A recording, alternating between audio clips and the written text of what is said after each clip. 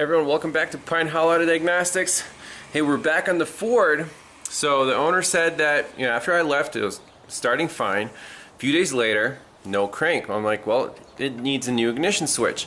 So he went to Advanced Auto Parts, put on a new ignition switch, no crank. He's like, are you sure it's the ignition switch? Well, we're back. So I guess it's a comeback, but we have to see if this replacement part is good. Now, if I didn't diagnose it right, this will be a free follow-up visit. And if we find another bad ignition switch, then, well, you have to charge them for at least an hour here, because it can't really work for free, and aftermarket parts, well, not my fault if it's bad. So here's the dark green wire. That's the input from the ignition switch. Right here, it should be hot in crank. So let's see if that's the case right now.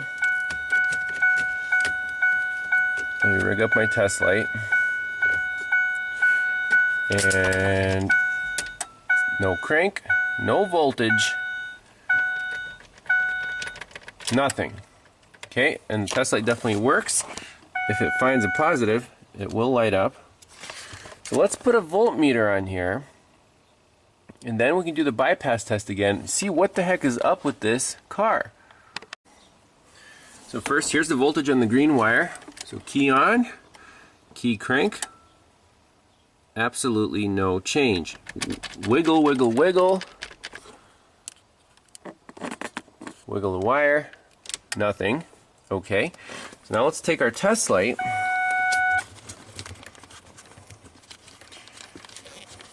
Connected to battery positive now.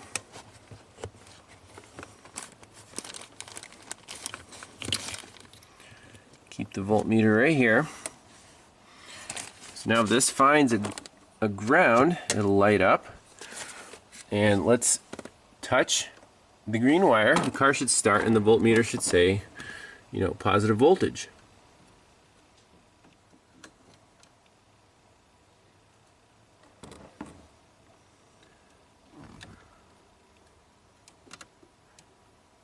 Huh.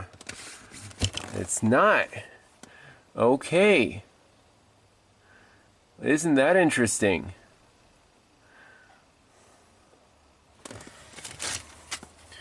So if we... Now, I don't want to fix this car because last time that really burned us because the car started, it was starting every time after the bypass test. So right now, what I'm seeing is we have voltage on our test light, and if we touch this pin, definitely no crank.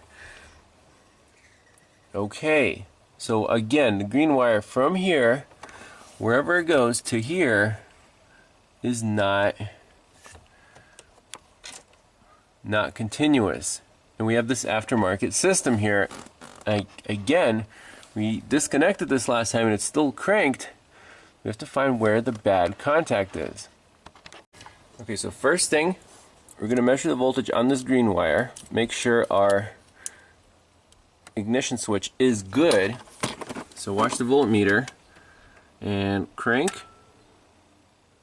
Yes, we do have voltage on this green wire, but not right here. So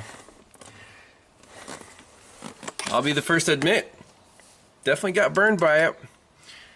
I don't know how, but it started working on the last check on the last diagnosis. That is usually never happens. The car stays broken until you finish your diagnosis, but so there's nothing wrong with that ignition switch to begin with. So we're gonna find the real problem now. Okay, very interesting finding here. So yes, this remote start system is spliced in. So here's our dark green from the ignition switch, and then it turns into a purple, and then the purple comes back and turns into the dark green again. So these two purple wires are what goes into our remote start unit right up here. Two purple wires. So right now,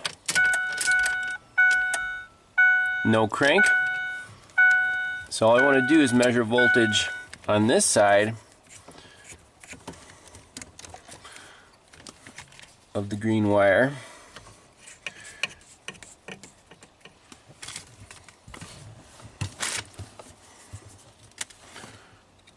Okay, so crank it. There's our 11.6. And on the opposite side,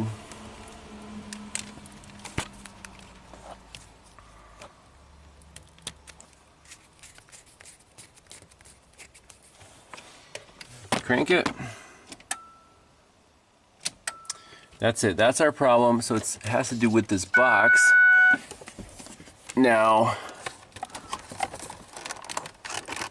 we could just get rid of this purple wire. I'm going to have to talk to the customer. I'm pretty sure they don't care about the remote start. They just want the car to crank. So let me give the customer a call, and it might be as easy as reconnecting that green wire. Quick bypass test. Just connect two sides of the green wire through this yellow cable, and of course it starts. Stupid box.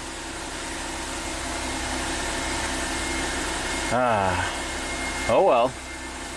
Can't win them all the first time, especially with intermittent problems. So let's ask the customer if they just want to reconnect that wire.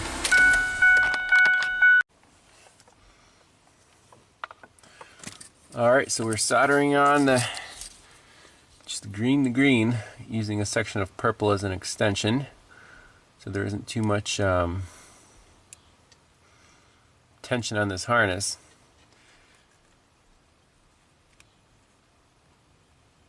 And that's going to be the permanent solution. The customer says he just wants it to crank over for the key. Remote start would be nice, but if it inhibits the vehicle from starting normally, then it's not worth the hassle. And I totally agree with him. So that Ford system apparently is not bulletproof.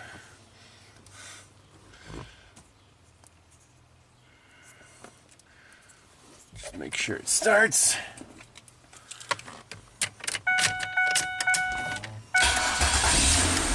Yep.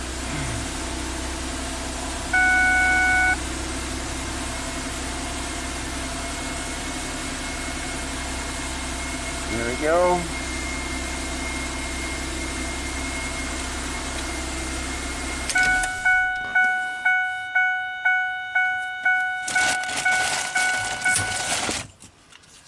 Final touch here with a little torch.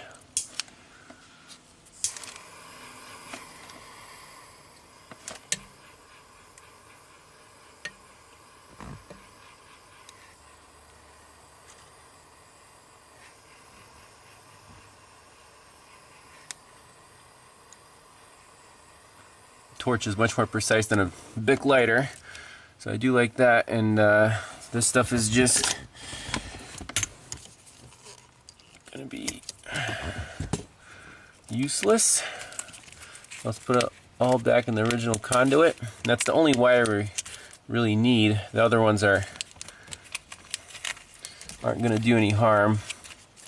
So I'm gonna rewrap this and call this one done. So that's how it goes sometimes. So I would consider this indeed a comeback, and but hey, we fixed it right, didn't charge the customer any extra money, and they're going to be happy and call us for more diags. So we'll see you next time. Bye bye.